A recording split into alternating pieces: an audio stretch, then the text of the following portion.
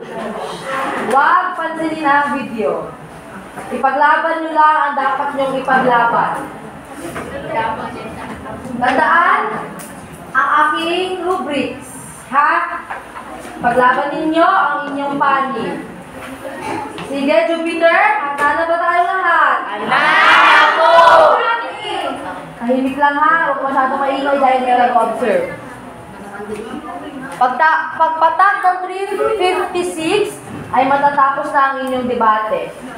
Ang panig na to ay ang sang-ayon. At ang panig na ito ay hindi sang-ayon.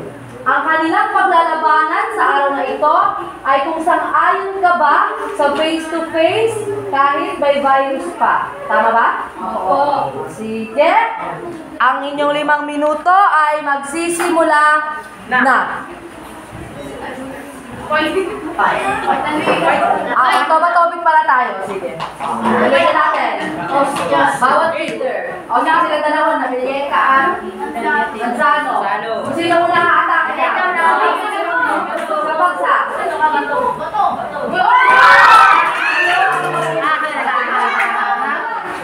O sige, ulitin natin. Ang inyong 5 minuto ay magsisimula na. Atake, hindi sang-ayon.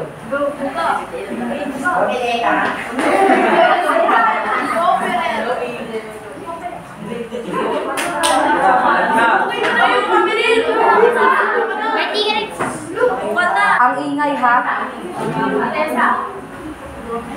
Sumasang-ayon ba kayo na kahit may face-to-face classes ay kahit may virus ay magkakaroon ng face-to-face classes? Para sa akin, isang masakayo. Paano maririnig? Dahil hindi naman porket naka-online class guys, yung natutunan mo patungkol sa eskwelahan, pwede silang katulad ng iba, habang nagsiselfon, ay nag-face-to-face, ano talaga mo, alam mo talaga yung pinag-aaralan mo, hindi mo kasi nag-aaral talaga siya, kasi minsan yung ibang tao, nakaliga lamang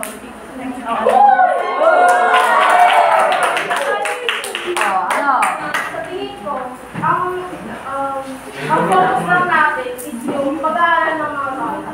Hindi ba pwede yung kalusugan ng mga bata dahil may virus pang nakakaya?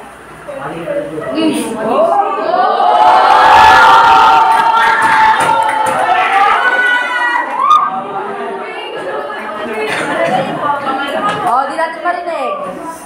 Palagay ko, hindi makakuha ng virus kung susundin ang protocol ng face mask at lagi kong vitamins at kumain ng sana sa pagkain para sa mabuting kalusugan. So, opinion ko, natitiyak natin yung classes sa online class at kung kaya masasalabi sa ating dahil sa online class, ito ay virtual ng klase at kung kaya mag-maintain, ay hindi tayo makawaan. Mga tanawa ko,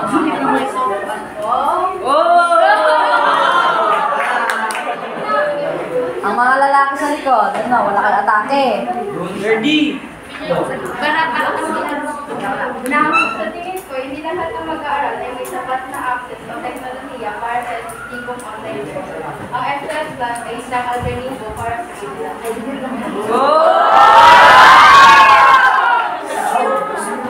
Palpal lang. Laban! Wala na? Ready! Para sa akin, ay mas maganda ang mag-class dahil isang malaking ang paggamit ng internet. Kasi O bakit? Kalabanin niyo yun. Internet.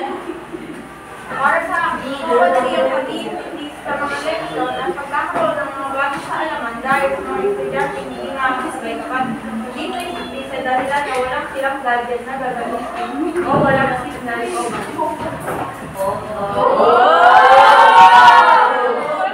Maaari tayo gumamit ng alternatibong pag-aaral.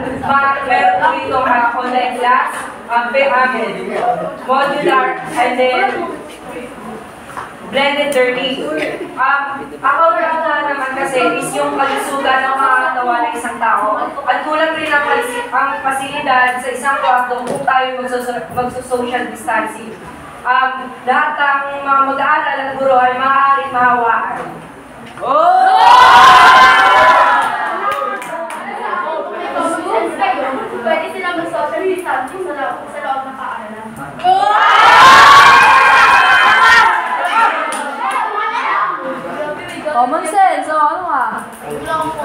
yun?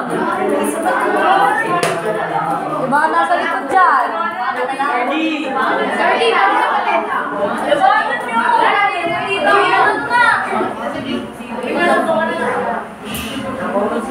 Oh, wala nang nalaban.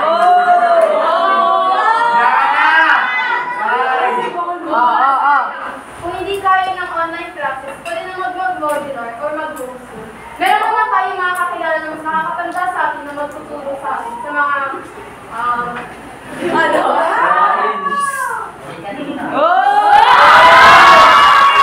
Tama na. Isang ulam. Oh, laban. Wala na. forget pinag-usap sa'yo.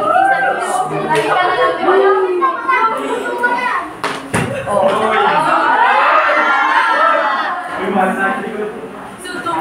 Kung pagpapatuloy natin ang face-to-face classes, habang mataas pa ang COVID virus, tayo ay makukulangan ng supply ng mga kargamento gaya ng sanitizer, plastic cover, alcohol at iba pa na ginagamit sa paaralan.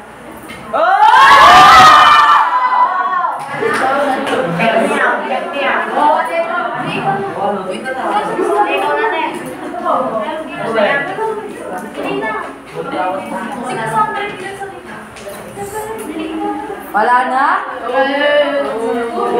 Hindi naman kasi lahat ng mga bata maintindihan ang online learning. Dahil hindi naman may buwan kami hindi maintindihan na rin ng taxi. Tama!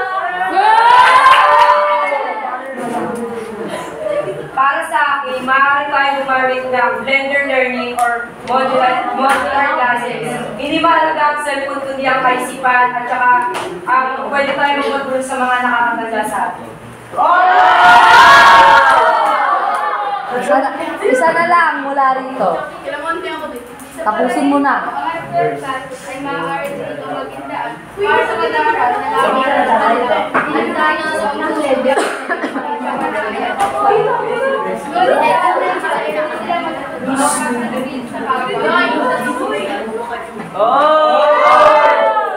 Oh, sige. Ang inyong debate ay natatapos na rito. Bibigyan ko kayo ng komento, ano? Di ba sinabi ko kahapon? Dapat lahat ng miyembro nyo ay magsasalita. Kaya tinatanong ko kanina yung mga lalaki sa likod, hindi ba yan magsasalita? Oh. Mahusay sa pangkat na ito. Napakahusay ni Ferrer. Uy! Oh. At may nababasa man, pero feeling ko may mga adlib. Magaling dahil inaatake mo ng walang pag-aalinlangan ang pangkat na ito. At sa pangkat na to, si Maduma, no, parang susugurin na si Pradel. Di ba? Magaling, magaling. Ang kaso, problema sa grupo na ito ay medyo may pagkamahina ang boses ng ating mga kababaihan. Hindi ko pa masyado marinig. At gumamit naman ang bawat pangkat ng mga pananda ng opinion o pananaw. Nagkakaroon lang tayo ng dead air, ano? Kasi ganito dapat kapag debate, kapag natapos na rito, atake agad. Hindi dapat kayo papatalo. Kapag tapos nito, atake agad. At ang gagawin nyo, kapag may sinabi ang kabilang grupo, yun dapat yung sa ating ang ilalaban nyo. Hindi malayo roon. Kailangan konektado sa sinabi ng inyong kalaban. Para meron talaga kayong away. Kasi nga, hindi ka samahin sa sinabi niya eh. Kaya kailangan, doon na papasok yung adlib na wala kayong binabasa. Kasi hindi nyo alam yung sasabihin ng kalaban nyo eh.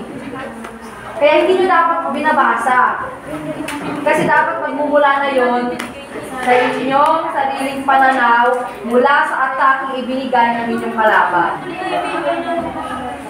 Jupiter, sa susunod na tayo magkakaroon ng debate. Sana wala na dead air. Sumunod na pangkat ha. Walang dead air. Walang magbabasa kung may sasabihin, atake yung isa. Pwede niya yung basahin kapag iba na ang topic. Pero mahusay. Sa edad nyo na yan ay marunong na kayong magdebate. Ito man ay pinabasa ninyo. Sa susunod, sana wala na tayong binabasa. Ito ay mula sa sarili ng pananaw, hindi na scripted. Pero ngayon ay maiintindihan ko dahil bago pa lamang kayo sa pagdedebate. Hindi nag-participate itong mga nasa likod, sorry. Susunod na mga pangkat, gusto kong marinig ang lahat ng inyong boses. Sige, mahusay, bigyan